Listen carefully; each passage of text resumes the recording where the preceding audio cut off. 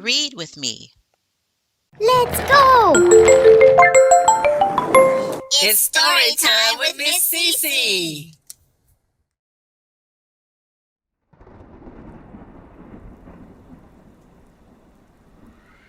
The Grinch Who Stole Halloween. Chapter 1. A spooky town with a spookier resident. In the quaint little town of Frightsville, Halloween was the most anticipated day of the year. Every street was lined with pumpkins, fake spider webs, and skeletons. Kids couldn't wait to dress up as superheroes, princesses, or monsters and go door to door yelling, "Trick or treat."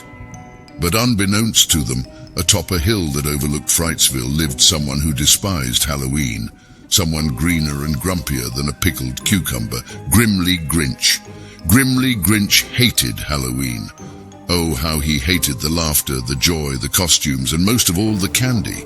The Grinch had a heart 2 sizes too small, and it seemed to shrink even more as Halloween approached. Why do they have to be so happy? Grimly mumbled to himself, watching the town below through a telescope. Ugh, it's unbearable. His dog, Snarl, a mangy creature with a droopy ear and a missing tooth, whimpered at his side, as if asking, "Why, oh why?" Chapter 2. A Nefarious Plan. Grimly Grinch sat in his recliner, scratching his green chin. "If I have to suffer, so should they," he muttered.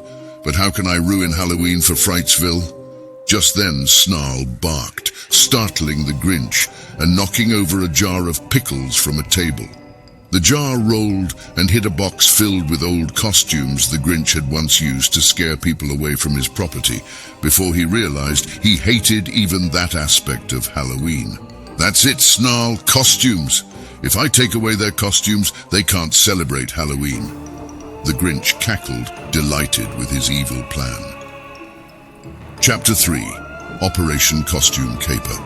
Under the cover of darkness, Grimly Grinch and Snarl set out for Frightsville. Disguised as a giant, scary werewolf, the Grinch figured if he had to dress up, he might as well go all out.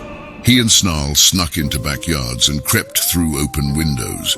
One by one, they pilfered the costumes that children had laid out for the big day.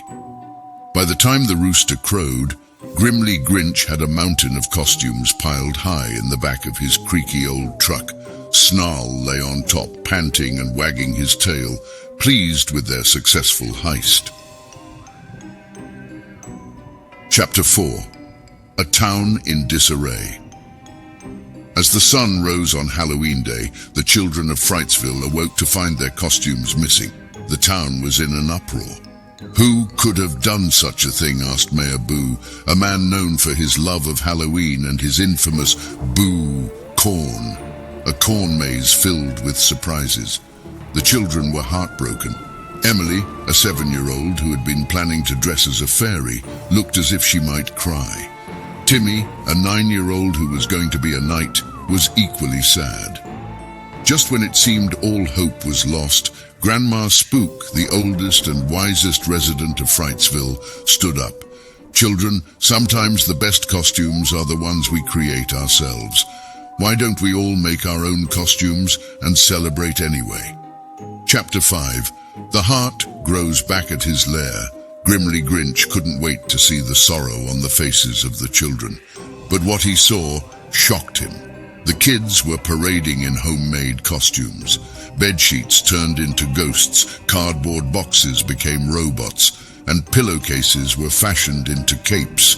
The Grinch didn't understand. Even without their costumes, they're still happy? How can this be? Then Grimly Grinch felt something strange. It was as if a tiny bud blossomed inside him.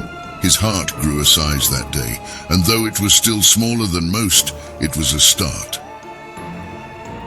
Chapter 6. A Change of Heart.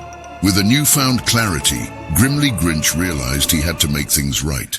Loading the stolen costumes back into his truck, he drove down to Frightsville, his heart pounding with a mix of fear and excitement.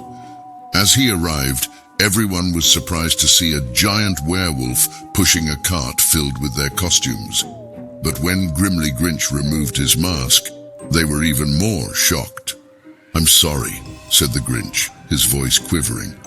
"I didn't understand the spirit of Halloween, but I do now. It's not just about costumes or candy. It's about community, creativity, and joy." Chapter 7, The Happiest Halloween. The children, being children, forgave Grimly quickly, especially when he handed back their costumes. Emily gave the Grinch a big hug, and Timmy shook his hand like a little knight forgiving a fallen foe.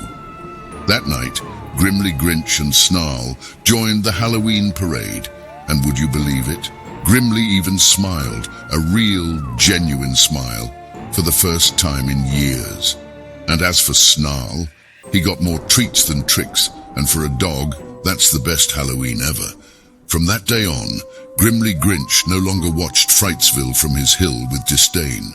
Instead, he became a part of the community, and his heart continued to grow bit by bit, size by size. And so, in the little town of Frightsville, Halloween was more than just a day. It was a reminder that even the grumpiest of Grinches could find joy in the simplest of things. And what about Snarl, you ask? Let's just say he had his own little costume the next Halloween, a cute little pumpkin outfit. And while Snarl might not have understood the concept of irony, he did understand love. And his newly kind-hearted owner, Grimly Grinch, had plenty of it to give.